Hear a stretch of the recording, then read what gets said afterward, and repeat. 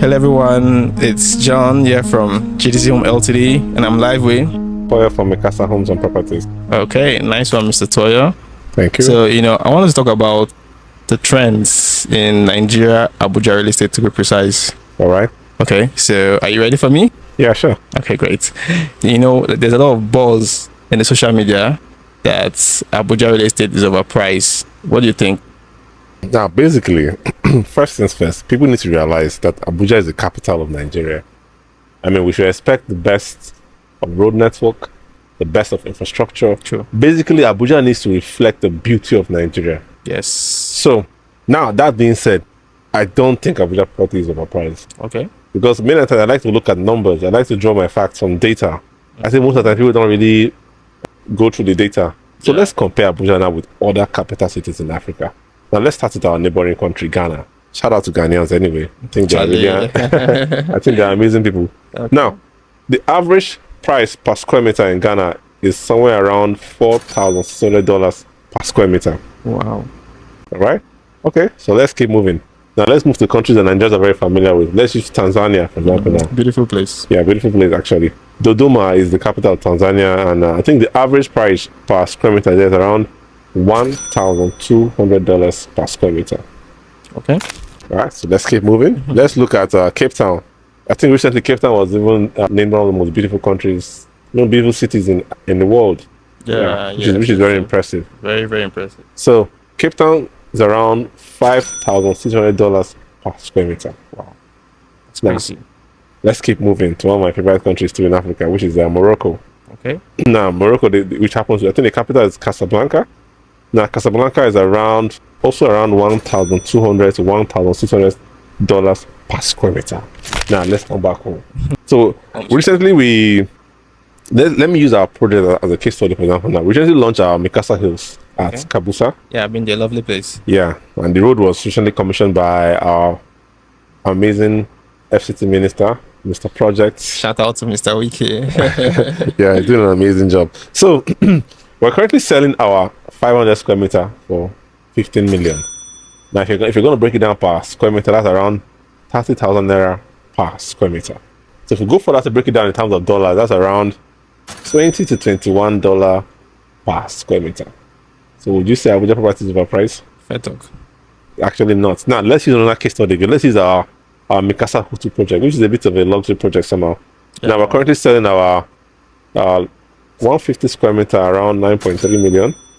Now, if we go per square meter, that's somewhere around 62,000 per square meter, right? So, if in terms of dollar, that should be somewhere around let's say $60, around $40 to $60 per square meter. Yeah, all right. So, which is still very within the price range. So, I think to a large extent, Abuja is still affordable. Yes. Well, so, but the mistake that most people need to realize is that prices will never remain the same. True. There's a lot of urbanization happening in Abuja right now. The roads are being fixed. The roads are being networked very well.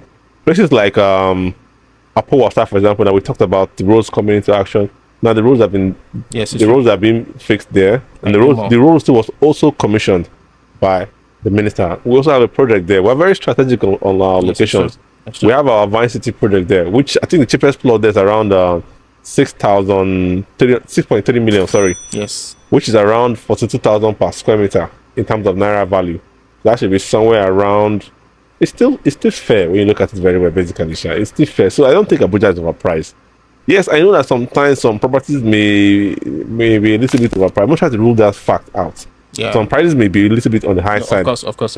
But generally, even in places like Lagos, where people may feel that some properties are overpriced, I think people should need to look at this simple law of economics, which is demand and supply. Demand is really driving prices up in this location. We have a lot of people coming into these states. Abuja and Lagos, they attract different buyers from different states, buyers from outside Nigeria. So there's a huge influx of funds coming to this place. So the demand is high. When the demand is high, definitely price will definitely be. But overall, I think Abuja is within a good price range. So I don't think it's overpriced. That's why I always say, don't wait and buy real estate and wait. Exactly. Okay. Secondly, there's always a price correction in like crypto. Do you think we're going to experience such in real estate Abuja, to be precise? I don't think we'll experience any price correction anytime soon because Nigeria is growing and change is inevitable. Nigeria is a growing economy. Now, even in advanced countries where we see price correction in real estate, they're usually temporal. Take, for example, now the US market. We see price corrections in the US market. We see price corrections in the UK. We see price corrections in advanced cities in Europe, but it's temporal. Yeah. After a while, the prices, the trajectory is still upward. So, but for a country like this, like Nigeria, that is still growing, where we have a lot of infrastructure being laid down, we still are still seeing that boost. I don't think the price will ever. I don't think we'll see any correction anytime soon. It's going to be an upward trajectory. As a matter of fact, that property you're seeing now, you better buy it because this is the cheapest it ever be. True. Very, very true. Okay, so with this new insurance policy, I'm curious, and everybody's curious. What role do you think that will play in the pricing of real estate properties? Like Mikasa Homes, for example, we always anticipate these policies. We anticipate these regulatory policies, but I think it's a good thing. It means that now for you to build a house, now the house must be covered with insurance. And as a developer, if you fail to implement insurance on your properties, you're going to pay a fine. I think it's around 5 million. Okay. So this will bring more regulation in terms of construction. This will make people build properly. Yeah. So it's a good thing. But exactly. It's a small but. It might just impact price a little. Yeah. So of course, but overall it's a good thing. We embrace it very well in our company, and we look forward to working with the national bodies that regulate these policies. It's a good thing, honestly, because I think the ideas of houses collapsing, the ideas of houses it's crazy. Crashing down on people, I think these things will be heavily reduced with the new insurance policies.